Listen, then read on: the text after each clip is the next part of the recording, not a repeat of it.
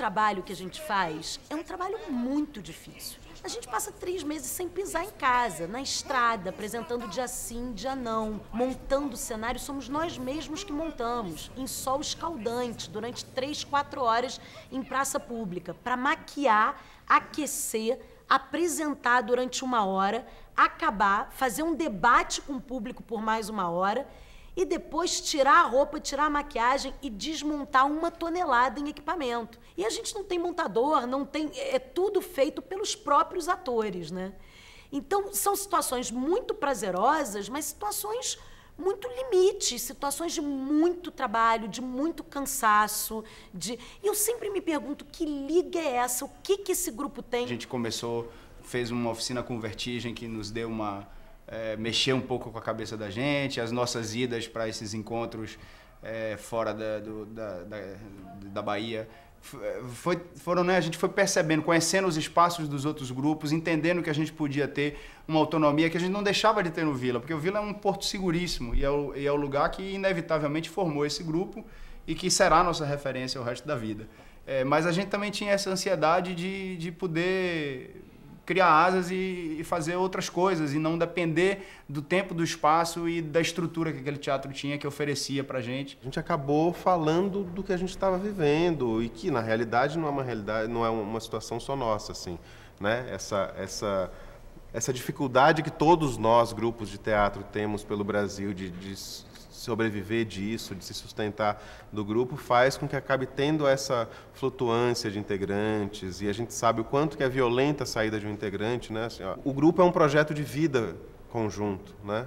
Ou seja, a gente espera conviver com essas pessoas para o resto da vida juntos, partilhando os mesmos sonhos, os mesmos desejos. Tudo que a gente faz está dentro da questão do estudo da performance, mas a gente está fazendo estudos mais específicos, tentando fazer ações mais concretas na rua e investigando. Eu acho que uma grande mola do grupo é essa investigação, é não estar fechado a um olhar, é não escolher uma forma só e ficar repetindo, é estar constantemente inconstante.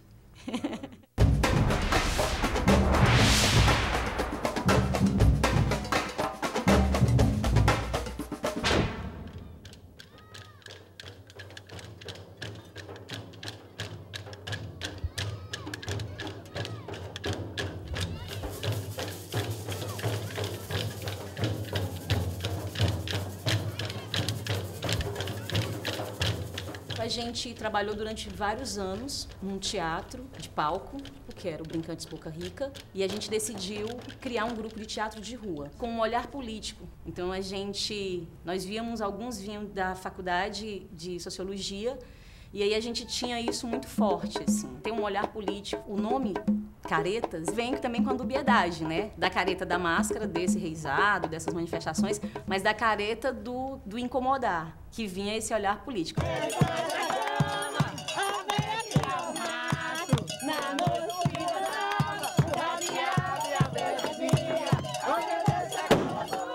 Existe no Ceará um rezado que chama rezado de caretas. Existe também o caretas de Judas, que sai na Semana Santa. São grandes manifestações de rua. E o nome caretas vem disso, quer dizer máscara, não é? Esse tipo de máscara. E é uma referência muito forte para o fazer do grupo, esse estilo de apresentação, esse estilo dos caretas, né? Do gesto largo, do gesto de quem está usando uma máscara, de quem está usando uma careta. É um grupo de caçadores também de histórias. Não há fonte mais rica de histórias do que a fonte popular. E essas histórias geralmente são incríveis, são fantásticas, trabalham com elementos do inconsciente coletivo e são fortíssimas. E a gente trabalha recontando essas histórias, vamos dizer assim, colhidas. Como também trabalha na encenação referenciada, na encenação popular, não é? Que não é uma encenação de representação, e sim de apresentação, de manifestação dessas figuras, né?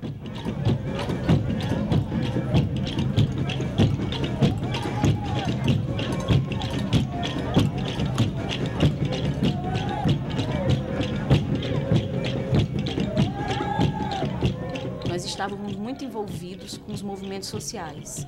As criações, elas sempre foram autorais. nesse primeiro momento. Na sequência de espetáculos que a gente tem, desde o primeiro, do Acorda Zuleika, depois o trabalho que a gente faz, que se volta para as questões das áreas de risco, que é o E Agora José, quando a gente trata sobre a questão do abuso sexual contra criança e adolescente, que a gente já está falando da Casa da Mãe Joana, e quando a gente passa desse momento e a gente entra num espetáculo que é a Farsa do Pão e Circo, isso se consolida.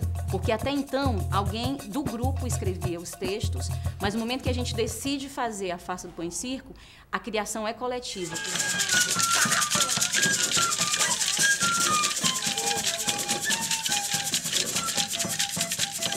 O espetáculo que hoje a gente faz, que é o Cortejo de Caretas, ele tem toda uma influência das manifestações, ele tem uma pontuação política num determinado olhar, mas ele já é o fruto de toda essa passagem. Para a criação desse espetáculo, do Cortejo de Caretas, a gente decidiu primeiro ir para as manifestações. Ficava vendo o cotidiano das famílias, vendo o cotidiano dos grupos, das comunidades, ouvia, conversava, percebia o que é a vida deles, como é que eles lidam com o fazer artístico deles, e daí entrávamos na brincadeira que eles tinham. No momento que a gente faz as pesquisas, chega lá, constrói máscaras, chega lá, dança com os brincantes, chega lá, experimenta, sente, vivencia isso está no nosso corpo. E a gente vem para a encenação, a gente atravessa todo um percurso e a gente decide fazer um espetáculo que é com as máscaras desses caretas, né? Que no simples estar, eles modificam tudo, eles alteram, eles mexem com as pessoas, que é o que a gente deseja, tirar a pessoa do lugar que ela está.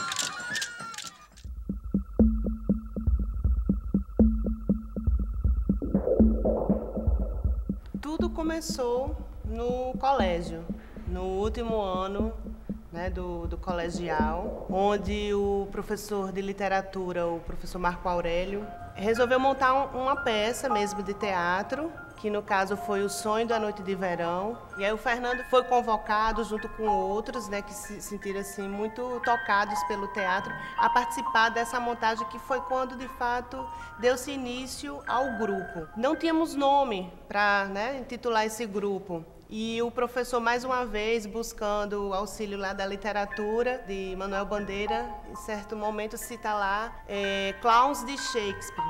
A gente não tinha ideia do que era Shakespeare, não tinha ideia do que era clown. E aí assumiu esses dois cânones aí, essa arapuca para nós mesmos, né? A gente não tinha ideia, não tinha aproximação de nenhum tipo de treinamento cotidiano. Fazer teatro era montar espetáculo, até então.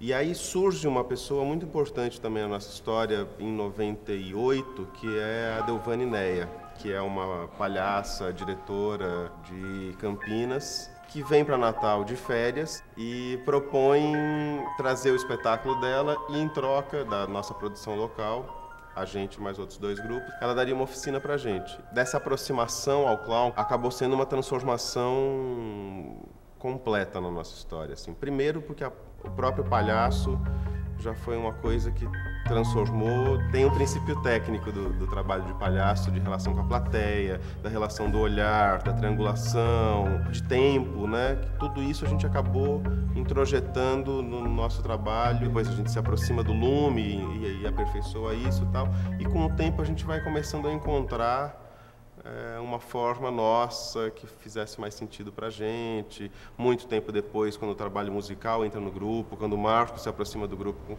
e o trabalho musical é fortalecido, a gente começa a colocar esse trabalho musical dentro do nosso treinamento cotidiano. Então, eu acho que a partir desse momento, vamos dizer, depois dos 5 primeiros anos de história do grupo, que a gente começa a entrar em contato com essa ideia de treinamento.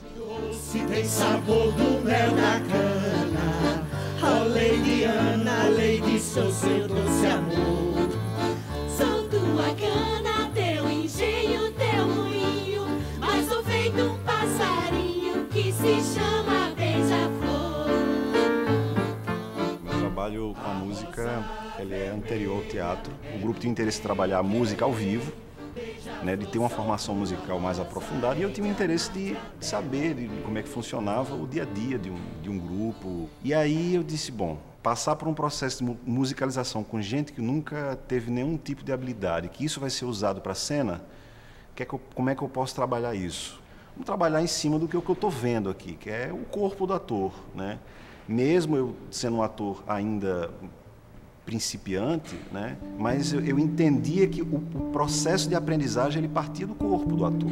Era assim como eu estava assimilando o teatro. Imaginava que era assim que os atores poderiam assimilar esse processo de musicalização também. Fui transformando alguns jogos musicais dentro do interesse que eu tinha de fazer com que os atores compreendessem essa forma de usar a música na cena, e fomos descobrindo juntos uma forma muito própria.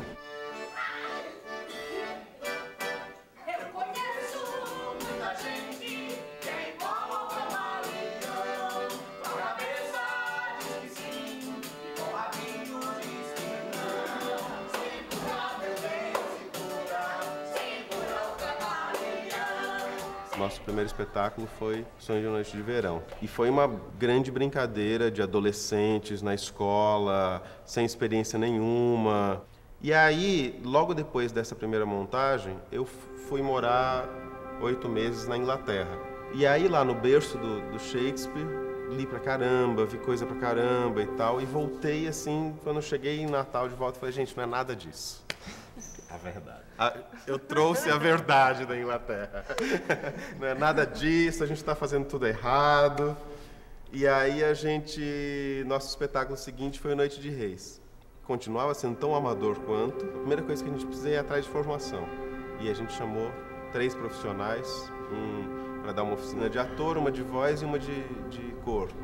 E essa pessoa que veio dar uma oficina de ator pra gente foi o Sávio Araújo, que acabou dirigindo o grupo depois. A gente falou, não, vamos montar outra coisa. Vamos partir para uma dramaturgia nossa. E aí o Sávio, que tinha assistido Noite de Reis, falou, pelo amor de Deus, vocês precisam continuar no Shakespeare, pelo menos por mais uma montagem. Aí ele nos contou da teoria da curvatura da vara. Que ele falou que no Sonho de Verão a gente envergou a vara para um lado. No Noite de Reis, a gente envergou para o outro. Ele falou, gente, agora é só soltar essa vara que ela vai estar no prumo.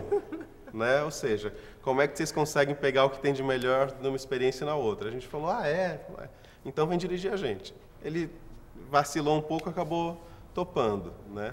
E esse foi o processo da Megera do Nada. Mais do que um processo de construção de espetáculo, foi um processo de formação de grupo, foi a primeira experiência de formação, né, de ator, no meu caso, diretor. Então foi um espetáculo realmente nesse aspecto que ele demarca a transição desse primeiro momento do grupo em que a gente trabalhava sem nenhum tipo de formação, de conhecimento e tal, para um outro estágio, para uma outra consciência de grupo. Azul preto, meu cantar é tão triste como o teu. Também mataram o meu amor, que era a luz, ai, dos olhos meus.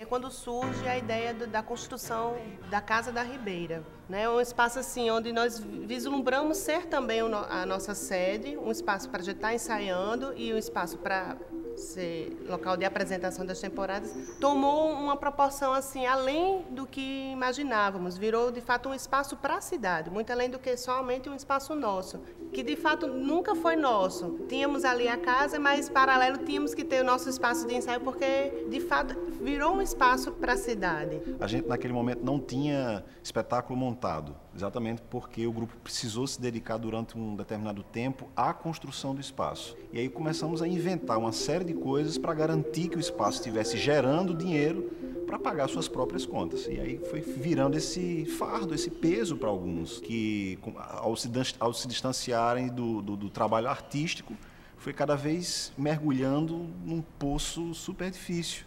No entanto, outros foram se identificando com esse trabalho de produção, de gestão de um espaço, né?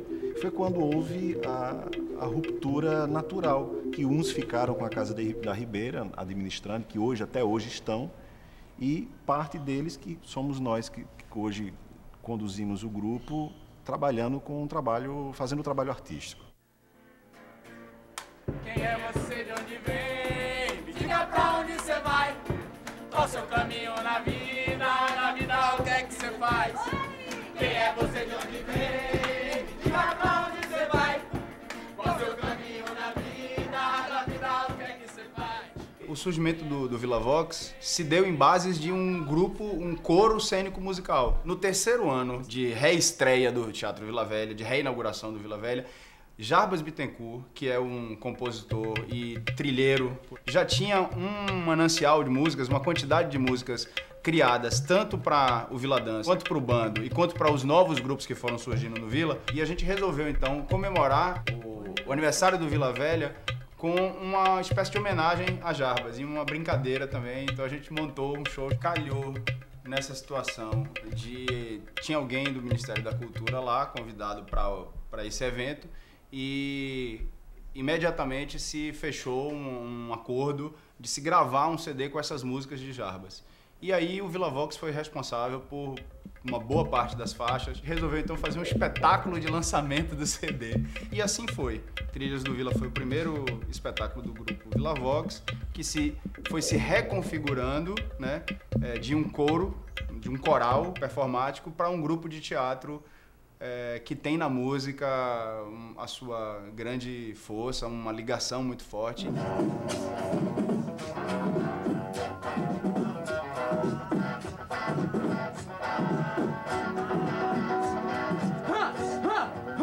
A hipótese da captura! A Lua formou-se em outro lugar no sistema solar e foi capturada pelo campo gravitacional da Terra. Almanaque da Lua, que foi o segundo espetáculo do grupo, começa a se configurar, eu acho que é essa transição de um coro performático para um grupo de teatro que tem a musicalidade muito viva em cena, na estrutura dramatúrgica do espetáculo e na construção da cena, da relação entre atores. Logo depois de Almanaque da Lua, veio o 1º de Abril, que já foi um espetáculo que também a música nasce junto com a cena.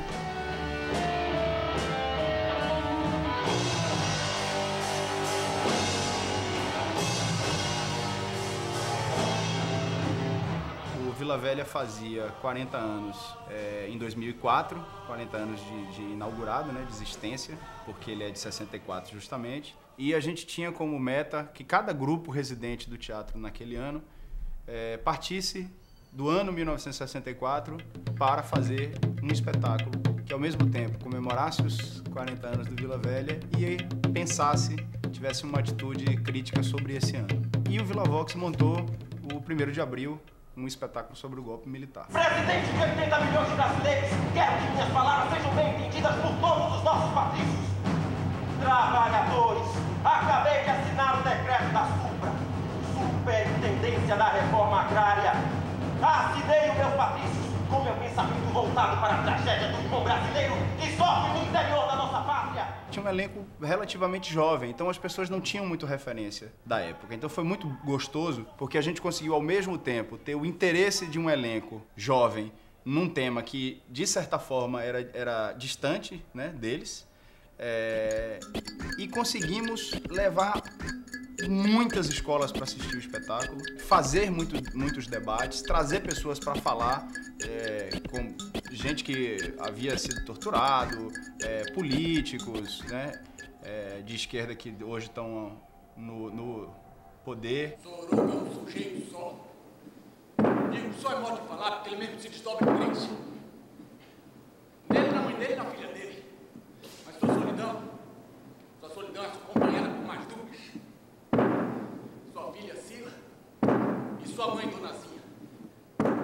Com Canteiros de Rosa, aí sim eu acho que essa investida na construção musical da cena, né, da dramaturgia, da cena teatral mesmo, de como se dá essa musicalidade da cena. Isso passa sendo um pouco maior. Canteiros de Rosa são 3 contos de um livro do Guimarães, chamado Primeiras Histórias. E o pensamento de Jacian, que é quem dirigiu esse espetáculo, era fazer aquele espetáculo com os componentes musicais. Então, como é que uma música cresce, se acalma, se resolve? A gente trabalhou em Canteiros de Rosa o tempo todo pensando nisso. Aí Labirintos, que foi um diretor convidado também, Jacian em Canteiros de Rosa, e em seguida Patrick Campbell. Em Labirintos a gente tem já uma música vinda do teatro. Ou seja, praticamente tudo que a gente ouvia de som em Labirintos vinha da estrutura, praticamente tudo não, mas muita coisa vinha da estrutura do teatro. Das pilastras, das paredes, das reverberações, das caixas. O público estava passando de um lado do teatro e o som estava sendo feito no outro.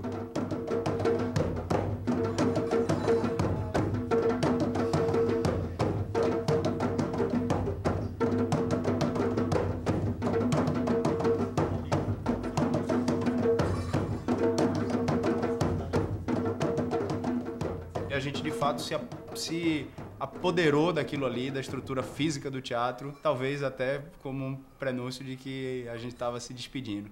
Logo depois, como a gente usou o espaço externo também, né, o passeio público lá fora do Vila Velha, e alguns meses depois a gente estava deixando o Vila para vir para cá, para essa casa, com a intuição de que a gente ia acabar fazendo rua ou ia acabar fazendo um espaço alternativo. Uma caixa de surpresas, Botilde! O que será que tem dentro? Ai, perfumes, sedas e coisas de mulher! Ou então, ouro, joias, pedras preciosas! A gente tem pesquisado também não só no campo da voz, mas também no tocar um instrumento, né? E de construção de instrumentos também, utilizando isso na nossa música. Né, nessa musicalidade da cena também. Então, o tempo todo a gente está tentando tocar alguma coisa, né, tentando construir essa atmosfera da cena através desses instrumentos criados, enfim, não convencionais. Isso muito voltado para a pesquisa desse espetáculo agora, que é O Segredo da Arca de Trancoso. Aí tem uma novidade, né? Aliás, uma série de novidades. A gente, pela primeira vez, pega um texto pronto. É um texto de Luiz Felipe Botelho, um pernambucano. Pela primeira vez, estamos montando um infanto-juvenil. É um espetáculo que vai misturar um pouco de tudo, assim. Eu acho que a gente vai trazer muito dessa experiência na caixa para a utilização da cena na rua. É um trabalho que também nasce dessa relação com a comunidade. E isso, pra gente, é muito... Nesse momento, tá muito forte, muito vivo e é muito importante. É um espetáculo de rua, mas eu sempre digo assim, mas é rua comunidade. Chega o dia que, sei lá, a cabeça dá um nó e você se encontra só e a ficha cai. Tem uma relação com a nossa história, né? Com nossa saída do Vila Velha e de procurar o nosso caminho, de procurar os nossos desejos, o que a gente quer. E esse espetáculo fala disso, né? Do desejo de cada um, o buscar o seu lugar. A gente está nesse processo de pesquisa dessa perna de pau, na pesquisa com a máscara, pesquisa também musical, né? Nem todo mundo sabe tocar um instrumento e a gente tem aprendido também. E que coisa poderia ser? Uma tábua de carne vira um instrumento, né? Então, uma bacia com um pedaço da máquina de lavar, aquela parte de dentro, acoplado numa bacia com 2 cordas, vira um instrumento, né? Então, de rever esse teatro que a gente faz, de rever esses espaços, né? De ganhar outros horizontes. E principalmente com a relação com a cidade, né? Quanto maior é o ouro, maior é a cegueira. Quanto maior é o ouro, maior é a cegueira. A oficina com o pessoal do Vertigem mexeu muito com a gente, assim, pelo menos comigo, assim, que era como a gente via esses espaços, né? Como a gente via esse teatro que a gente queria fazer nos locais aqui em Salvador, né? Por ser uma cidade muito linda, de ter muitos casarões, de ter forte. Então, como é que a gente passa a se relacionar com esses espaços, né? E como levar o teatro para esses locais, né? E não só no convencional, no teatro mesmo, né, no espaço, e como isso foi aguçando essa interação com os espaços, com essa relação com a comunidade também, e descobrindo outros caminhos, né, descobrindo locais alternativos para fazer esse teatro mesmo. Vem atrás de mim, aí, Botilde, já tá indo. Isso. Vai empurrando que eu tô ajudando. Essa bicha dessa, viu, Botilde? Ô, Botilde, dê uma forcinha aí, vá. Vai, tô ajudando, vai lá. Ai, vovó. Ai, melhorou. Agora tá mais leve. Tá mais leve.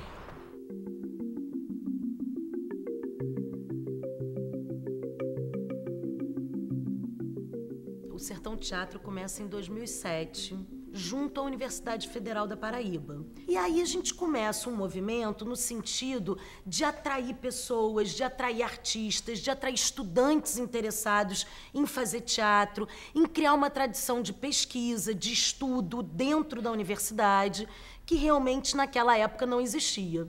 Então, o Sertão ele vem como uma forma de estimular a pesquisa, a extensão dentro e junto do curso de Artes Cênicas da Universidade Federal da Paraíba. E a gente reúne alunos de vários cursos da universidade para estudar todo dia, para pesquisar o teatro brasileiro através da montagem de Vereda da Salvação, de Jorge Andrade.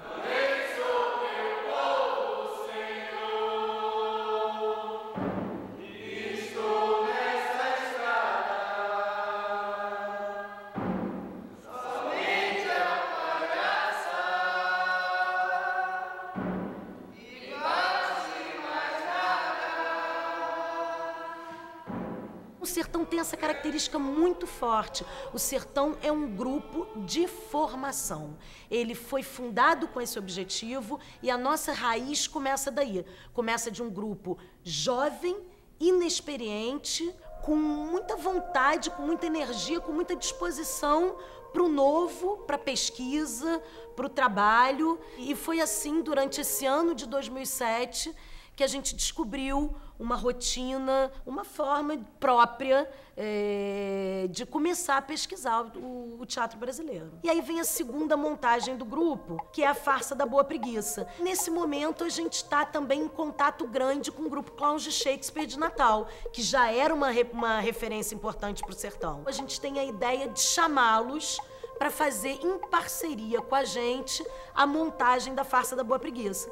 E aí foi uma oportunidade maravilhosa, porque os dois grupos ficaram juntos durante 5 meses, dia e noite, num processo muito intenso, de 8 a 10 horas de trabalho por dia, primeiro em Natal, depois no Rio de Janeiro, depois voltamos para Natal, na montagem, e aí começamos uma circulação de 23 cidades do Nordeste, atingindo um público de mais de 20 mil pessoas, numa experiência realmente que foi marcante, foi uma escola para o Sertão.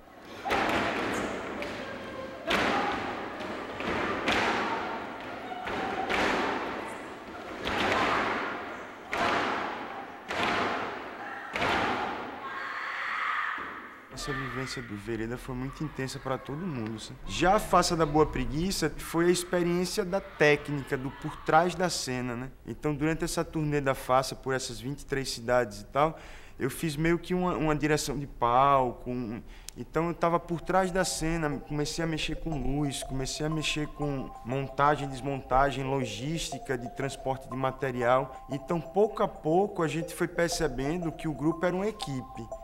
E essa equipe tinha que funcionar em todos os sentidos. Então, o grupo foi ganhando uma maturidade artística, foi ganhando uma identidade de encenação, uma proposta de pesquisa que não foi inicial, ela foi se solidificando a partir da experiência que a gente foi criando. E tem uma coisa que eu acho que é fundamental para a gente, que é a descoberta da rua.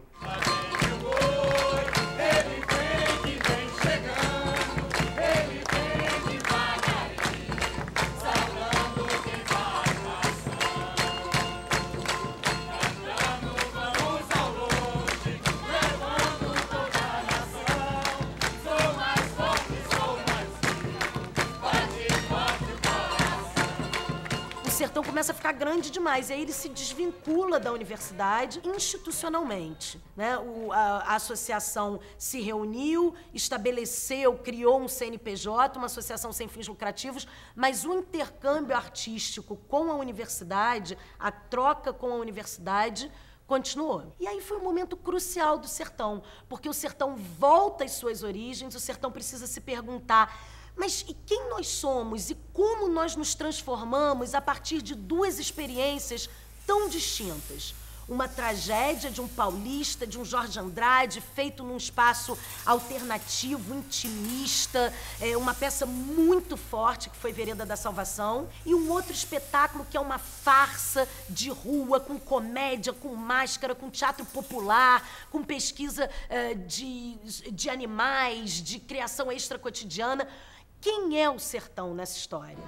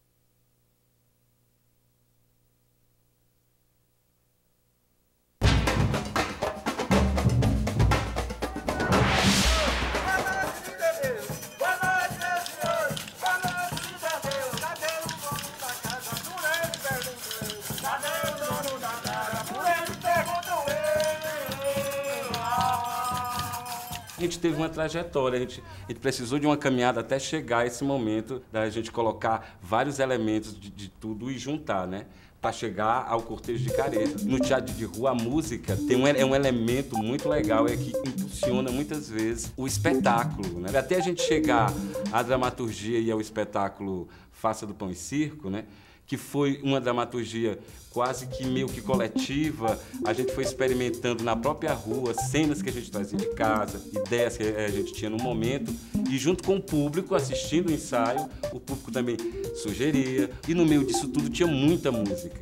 E no caso da Faça do Pão e Circo, a gente procurou a musicalidade que fosse uma musicalidade mais carnavalesca. Como a gente fala do artista de rua, como a gente fala da rua, da alegria de estar na rua e também da tristeza de estar na rua, das duas coisas. Aí a gente procurou na musicalidade isso, os ritmos como marchinhas de carnaval, as marchas mais lentas, que chamam marcha rancho, né? E procuramos também nas cantigas de roda, nas melodias das cantigas de roda, né? Tudo que levasse a brincadeira da rua, a gente procurou.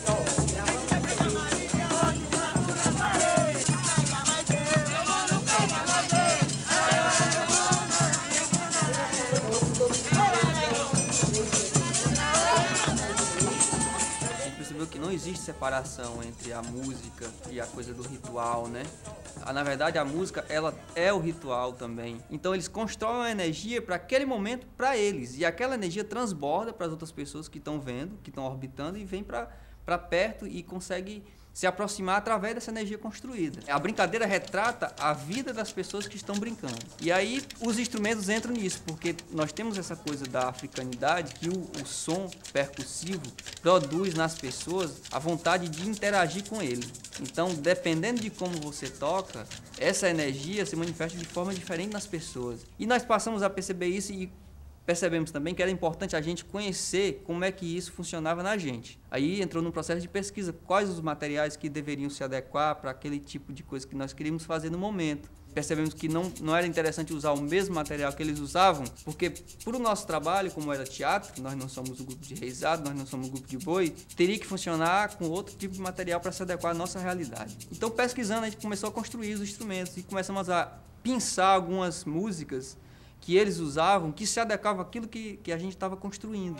Esse nó não soube dar, esse nó não soube dar, esse nó tá dado, ele exato já, esse nó tá dado, ele exato já. A gente buscou, desde o início da pesquisa, né, do Cortejo de Caretas, era observar o corpo, né, como o corpo reage, né, com a orientação do Oswald. No início da pesquisa, ele indicou a gente para nós usarmos as máscaras, quando nós fôssemos a essas manifestações, colocássemos as máscaras e tentarmos entrar na brincadeira, né, de alguma forma. para que esses registros ficassem no corpo da gente, né? A gente observar como é o olhar, como é a reação das pessoas quanto à máscara. Então a gente foi com esse olhar, com um olhar muito amplo, muito aberto, né? Em cada manifestação que nós fomos, observando todos esses pontos, né? O corpo, a música, né? Eram fatores muito importantes para a gente, né? É um teatro de incorporação. A pesquisa se desenvolve com vivências profundas, não só das manifestações tradicionais populares, mas como da vida popular, das histórias, dos tipos populares, do dia a dia, do cotidiano. Você ter no seu corpo isso impregnado, até se tornar natural. Vou morar no meu ranchinho, lá na beira do caminho, lá tá arroz, feijão. Eu só não quero morar lá na cidade, que tem muita vaidade, que não tem no meu sertão. Eu só não quero morar lá na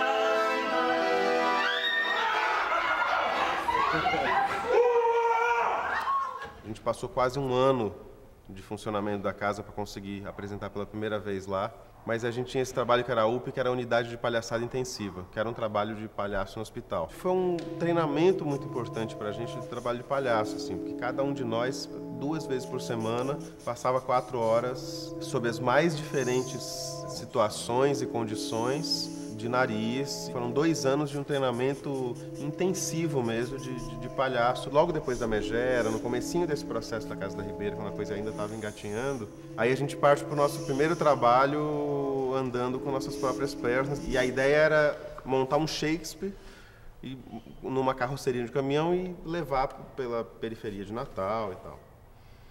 E aí a gente resolveu fazer um ajuste de contas com o Bardo e remontar o Sonho de Noite de Verão, né, para a gente se redimir daquela primeira montagem. Não resolvemos. Acho que vamos ter que fazer uma terceira ainda um dia. Mas foi uma experiência muito legal, foi a primeira vez que a gente levou um trabalho para a rua.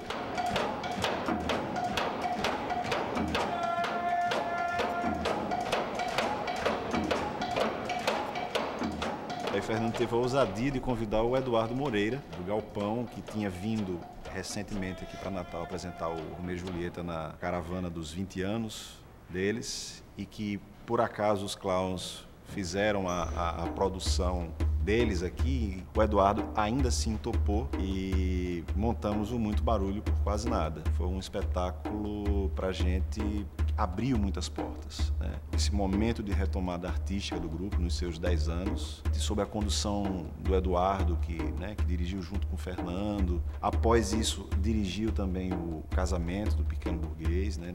Nessa mesma parceria com o Fernando. Nesse meio tempo, antes do casamento, a gente montou um espetáculo chamado Roda Chico, em cima da obra do Chico Buarque. Literatura, música, né? Trechos de entrevista, biografia do Chico. E o Fábulas, que foi o primeiro infantil, né, que a gente fez. Olha, imagina, brincadeira, como é. Onça, vira bode, vira sapo, com chulé. Depois da montagem do Casamento do Pequeno Burguês, o grupo ficou 3 anos circulando e fazendo muita reunião e circulando com os 3 espetáculos, o Muito Barulho por Quase Nada, o Casamento e o Fábulas. Só que o grupo passou 3 anos sem montar nenhum espetáculo. E aconteceu a saída de 3 componentes do grupo, que eram componentes muito importantes. E aí o grupo passou por... E agora? A gente continua, a gente para, a gente retoma esse repertório, substitui, o que é que a gente faz? E foi um momento de crise. E aí eles resolveram juntar todas as forças, os cacos, e fizeram um projeto para o SESI, Vila Leopoldina, para montar o Capitão e a Sereia. E aí eles me chamaram para montar junto com eles o Capitão e a Sereia, que os atores eram eu, Renata, Marco e César, com a direção de Fernando.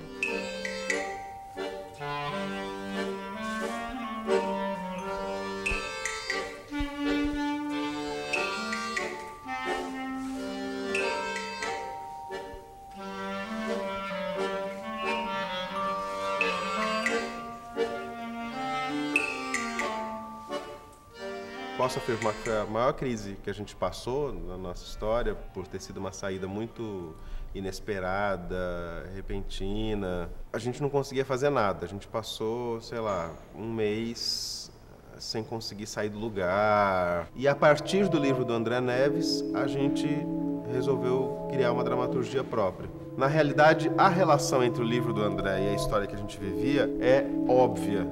Que o livro conta a história de um menino que nasceu no sertão, cresceu ouvindo histórias sobre o mar, se apaixona pelo mar mesmo sem nunca ter conhecido o mar, monta uma trupe e sai pelo sertão a contar histórias, encantar as pessoas contando histórias, tocando músicas sobre o mar e tal. E certo dia ele encontra uma concha que o pai deu para ele quando ele era criança e tem saudade daquilo tudo e volta aquele desejo de conhecer o mar e larga a trupe no meio da noite e vai em busca de realizar o seu grande sonho de conhecer o mar.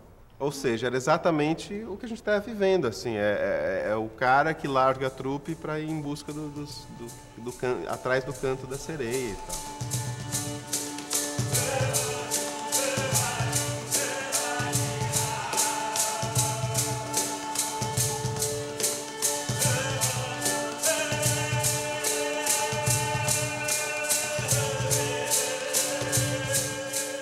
Depois do Capitão, montamos com um grupo da Paraíba, que é o Sertão Teatro, A Farsa da Boa Preguiça, que é um texto de Ariano Suassuna, e foi dirigido por Fernando, que era o diretor dos Clowns, e Cristina Estreva, que é a diretora do Sertão Teatro.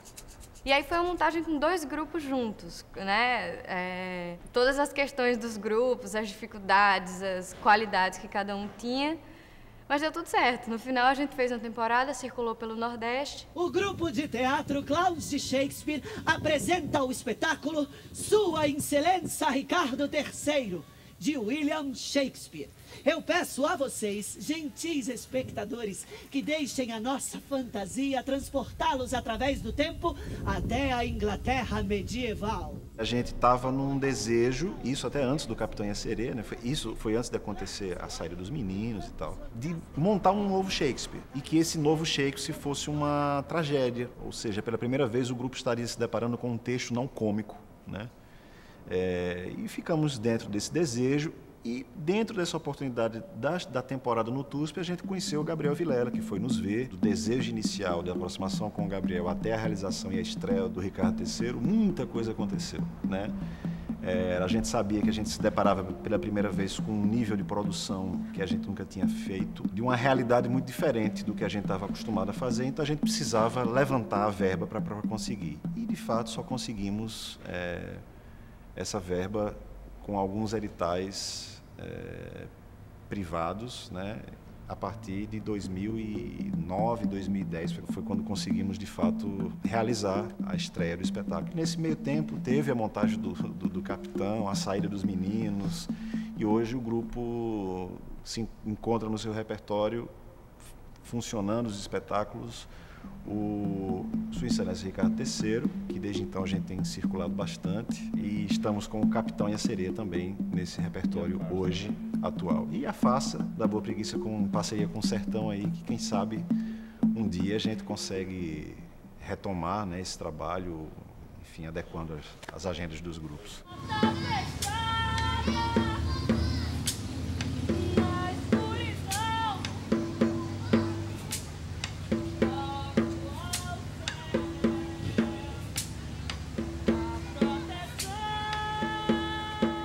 O trabalho com o Marco França vai ser um divisor de águas em termos musicais para o grupo. Na Farsa, eles cantam e eles tocam, todos, né? Nós, os 2 grupos juntos.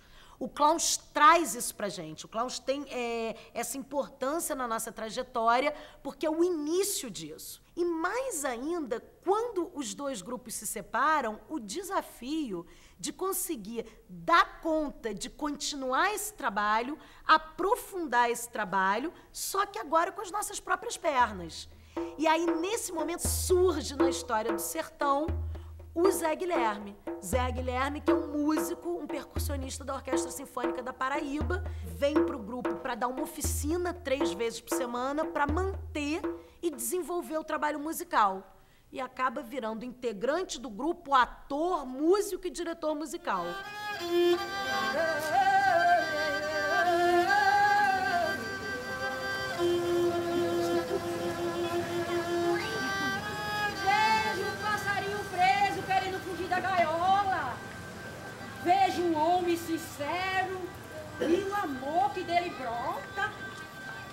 gente monta o nosso terceiro espetáculo, que é uma adaptação do Coronel de Macambira. A gente cria o Flor de Macambira e circula com a peça mais uma vez por mais de 2 meses, apresentando pelas 10 principais cidades ao longo do Rio São Francisco. E depois, finalmente, a gente vai para o Sudeste e faz Belo Horizonte e Rio de Janeiro. Flor de Macambira, ela é uma junção das 2 energias que o grupo traz. Desse primeiro momento mais realista, mais denso, mais intimista, de análise de texto, de pesquisa, de criação de tragédia, com esse segundo momento do teatro popular, da comédia, do riso, da máscara da rua. Todos os seres viventes comem na minha mão. Porque sou eu quem financia o que se vende e o que se come, o que se goza e o que se dorme, o que se gasta e se consome. Pois para alguém viver feliz, precisa evocar o meu nome. A gente descobre na energia dos brincantes, no cavalo marinho, que começa a se vislumbrar ou se desenhar, vamos dizer assim, uma verticalização de uma pesquisa em cima desses elementos que são nossos, que vem do folguedo, que vem do cavalo marinho, do boi, do maracatu, que vem do forró, do pé de serra. Então a gente verticaliza esse processo de construção energética. A descoberta da rua termina sendo, para mim, um elemento fundamental de pesquisa, tá vendo? Então é uma coisa que eu meio que me aprofundei assim mesmo, foi de tentar entender ou de observar de que maneira essas ocupações de espaços públicos podem ressignificar aquele lugar. Sabe? Como é que você pode transformar uma dada situação por um momento que se constrói, depois se dilui e o fluxo natural da cidade toma o seu rumo. Sabe?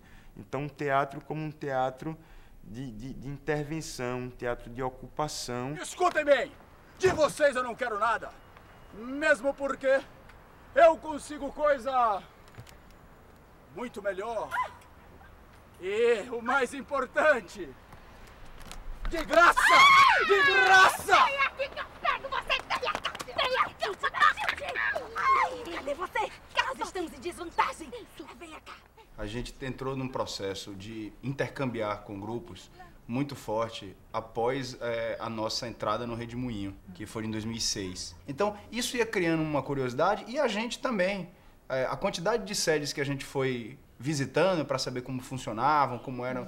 E a gente foi vendo que a gente podia também, que a gente talvez devesse fazer isso numa cidade como Salvador, absolutamente largada pela prefeitura. Essa cidade está em franca decadência, é um negócio impressionante. E eu acho que a gente tem um papel, que a gente pode colaborar, né, para, de alguma forma, minimizar essa loucura que está essa cidade. Então parece que a gente está misturando as conversas, mas não está. Quer dizer, cadê um teatro feito em Salvador que esteja se relacionando com a cidade? Isso é muito claro em São Paulo. O Fomento teve um papel fundamental nisso. Mexeu do ponto de vista da arquitetura, do envio, digamos assim, de grupos a espaços dentro das comunidades ou em áreas menos favorecidas culturalmente. E a gente não tem isso aqui. Então, muito devagarzinho, e eu tenho certeza que com uma forte influência dessa relação com esses grupos, a gente passou a ter a relação para um objeto estético, digamos assim. Então, quem me interessa? Me interessa o Teatro Popular de Ilhéus, me interessa o Vertigem, me interessa o Latão, me interessa o dramaturgo de um grupo tal. E a gente vai descobrindo com quem a gente pode trocar, e não é pra gente. Quer dizer, a gente não quer isso pra gente, a gente quer pra cidade.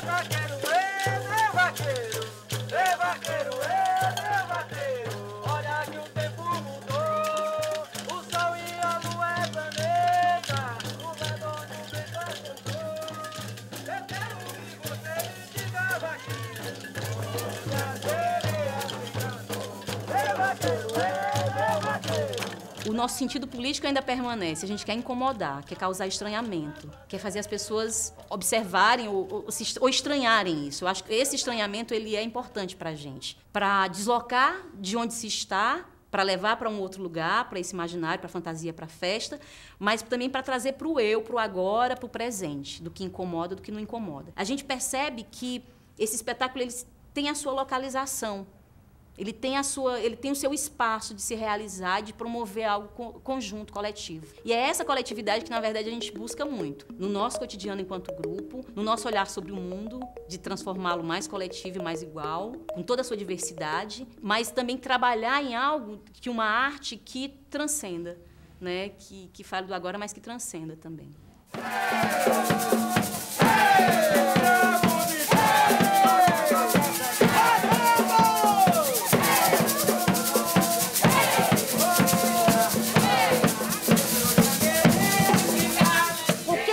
Sertão e no Nordeste vira uma roda de música, de canto, de dança, com todo mundo se mexendo, com todo mundo brincando e tal. E aí eu me encanto por esse universo. E eu realmente me abro para ele. O espetáculo do grupo, o que ele é? Ele é uma junção de uma tradição, de um rigor, de um teatro mais técnico, de um teatro mais, talvez até engessado, mais rigoroso. Acho que a palavra certa é rigoroso.